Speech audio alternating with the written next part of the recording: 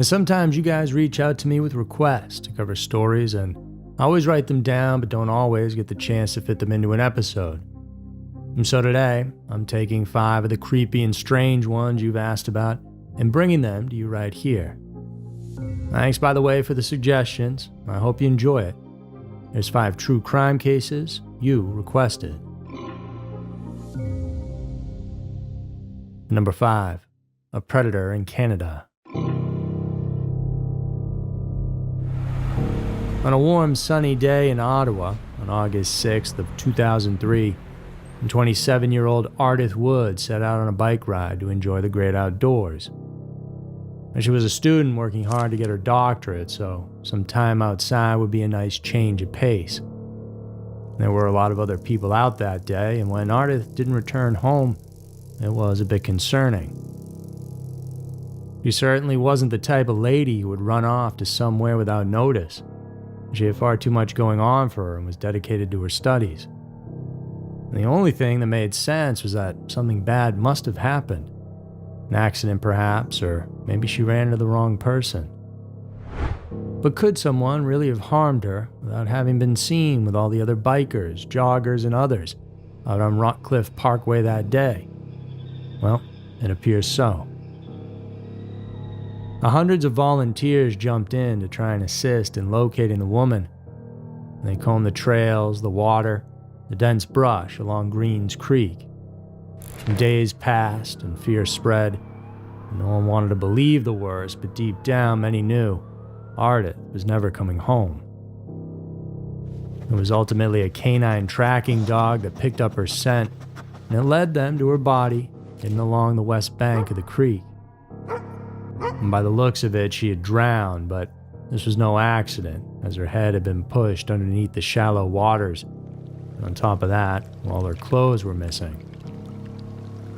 The water had done more than just kill Ardith. It also washed away DNA evidence from the perpetrator, so the police were going to need to hope that somehow somebody would come forward with the missing link. And luckily, more than one person did. See, the community wasn't just going to sit around and let a sick person like this roam their streets.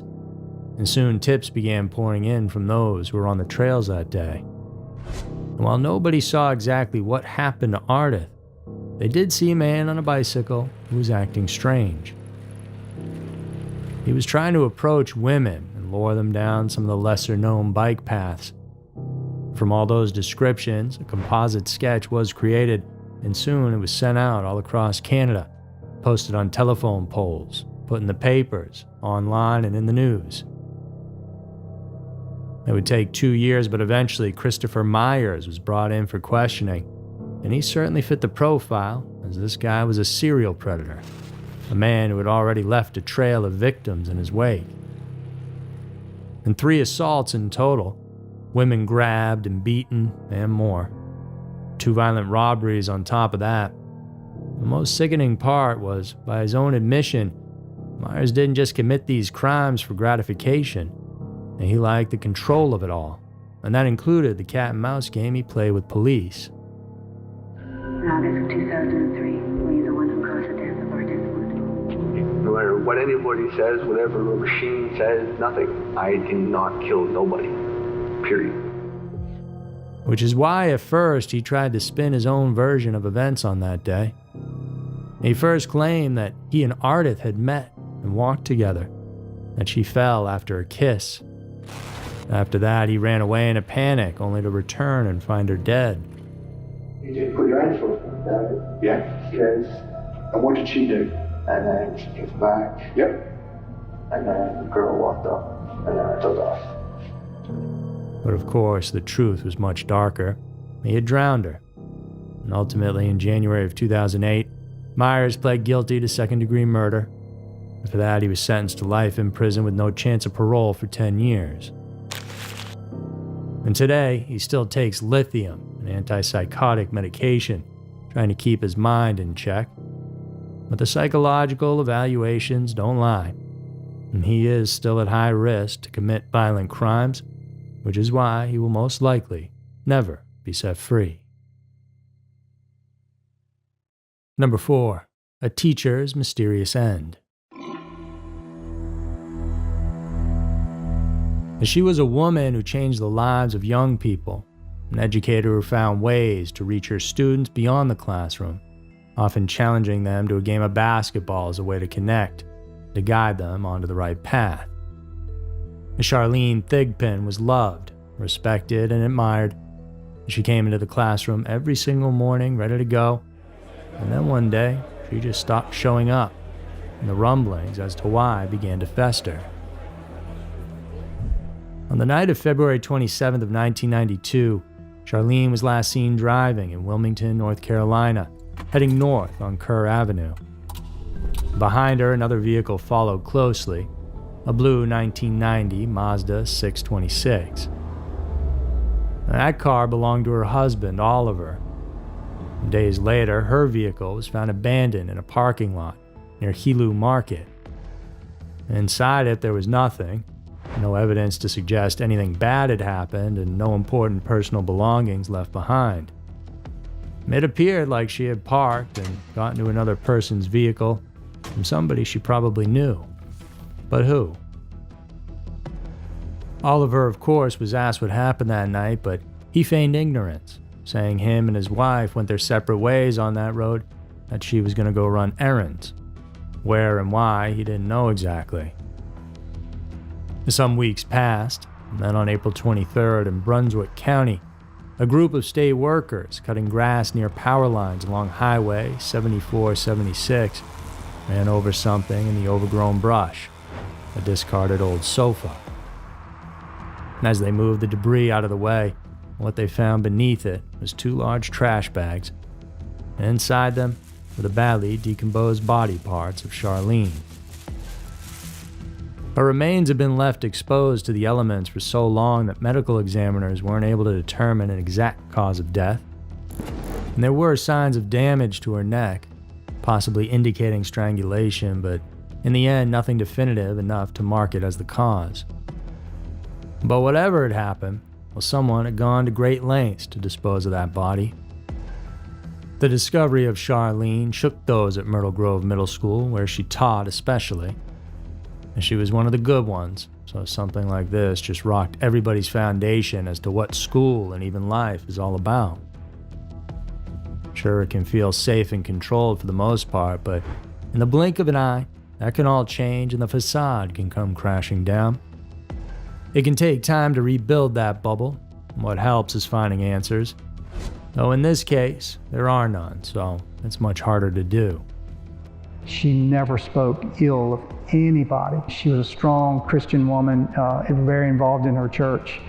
You're just dumbfounded as how someone could do this to her. From the very start, the fact that she was last seen with her husband Oliver raised immediate suspicions. And what was happening in their marriage? Were there signs of tension or trouble? It's always hard to know what's really going on behind people's closed doors. Authorities have never publicly named a suspect, but they have also never cleared Oliver Thigpen of suspicion. His car was seen following Charlene's the night she vanished, and he was the last known person to be with her, and yet no arrest has ever been made. The location of where her car was found, the Helu Market on Princess Place Drive, is a part of town known for crime.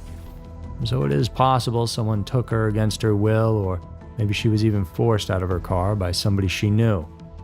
And there were no cameras or witnesses, so who knows for sure. And to this day, investigators are still searching for anyone who might have seen something that night. And Charlene's murder is not forgotten. Each year, Myrtle Grove Middle School gives out the Charlene Thigpen Award to honor a student who embodies the same spirit she carried, one of kindness, perseverance, and leadership. And if you happen to have any information, no matter how small, then contact the Brunswick County Sheriff's Office. Number 3, Holly Brannigan. On March 28, 1979, in Bethlehem, Pennsylvania, 17-year-old Holly Brannigan was inside her family's home, talking with a friend on the telephone. There was a knock at her door, so she said she'd call back and hung up the phone. That was the last time anyone would speak with a high school senior ever again. More than 11 hours later, Holly's younger brother Sean made a horrifying discovery. And there on the kitchen floor, lying in a pool of blood, was Holly, with a large kitchen knife still embedded in her back. And this crime had all the elements of a horror film. A popular teenager brutally killed in her own home, a killer who got away, and a grieving father in Richard, who was already a widower, would be dealt another crushing blow, and just months later, Sean was also killed in a gas station explosion. And 2 children gone, a family wiped out, and a case that would go ice cold. Yet for over 40 years, Holly's case has been anything but forgotten. The internet has given new life into the mystery as armchair detectives dissect all the details, and true crime forums have lit up with theories. And so much so that even today, police are still receiving tips in the case. But from the very beginning, mistakes were made. When Holly's body was found, officers flooded the scene, some of whom had no business even being there. And after all, in a quiet town like Bethlehem, things like this didn't happen very often. And so, traffic officers, detectives, even the coroner descended upon the scene. Most of them didn't wear gloves, and pretty quickly, evidence was moved, chairs repositioned, objects picked up and placed back down. It wasn't intentional by any means, but it was dumb. And back then, DNA analysis was non-existent. The investigative process typically relied on blood typing, fingerprints, and good old-fashioned interviews. And since the day of the crime, the knife that ended Holly's life has been tested for DNA, but forensic breakthroughs have led to nothing. And fingerprints at the scene have been re-examined, but no matches to anybody have come up. And evidence that was stored improperly has also deteriorated over the years. We were really trying to see if we could extract some DNA from the knife, and when we sent the knife back down to the FBI lab in, I think it was Virginia, but we were unable to do that. So while the trail has officially gone cold, the interesting part of this case is that authorities believe they actually know who killed Holly. They just can't prove it. And they have a suspect, the person they strongly believe was responsible, but the problem is the evidence is only circumstantial. And with each passing year, that suspect, who has never been named, remains free. At one point in the case, investigators considered 6 potential suspects. They were males and females, classmates and neighbors, and one by one, all of them were ruled out, except for one. And for decades, rumors swirled about a grandfather clock frozen at the moment of Holly's death, 5:20. And this is one of those details the internet loves to look into, but in the end, it isn't necessarily anything. The clock in question was actually a small cuckoo clock in the kitchen. Investigators don't know if it stopped at 5:20 a.m. or p.m., and it also might have nothing to do with the murder at all. But over the years, the story took on a life of its own, adding to the eerie mystery of Holly's final moments. And as for her father, well, justice was something he had to just let go of. He remarried years later and did what he could to move on, but he never stopped searching for justice. And get some conclusion as to what went on. And that's really all I'm looking for. When I go, and that's it. Maybe when I go, I'll find out the answer upstairs. When Richard passed away in 2016, he still didn't know who took his daughter's life. And to this day, Holly's case is one of 35 unsolved homicides in Northampton County. Detectives hold on to hope that someone somewhere knows the truth and will either come forward one day or perhaps even slip up. Number 2, buried alive. It was Labor Day weekend of 2003. Matt Schreibner, an experienced horse trainer, was riding along a remote trail in the Sierra Nevada foothills, just a few miles northeast of Auburn, California. And the area was rugged, isolated, a place where you can ride for miles without seeing any signs of people. But that day, something unusual caught his eye: a freshly dug hole. It was deep enough to stand out in the otherwise undisturbed landscape, but there were no tools or markers like workers were doing something, just an exposed patch of earth that seemed wrong. Schreibner thought about it for a moment, but then continued on his way.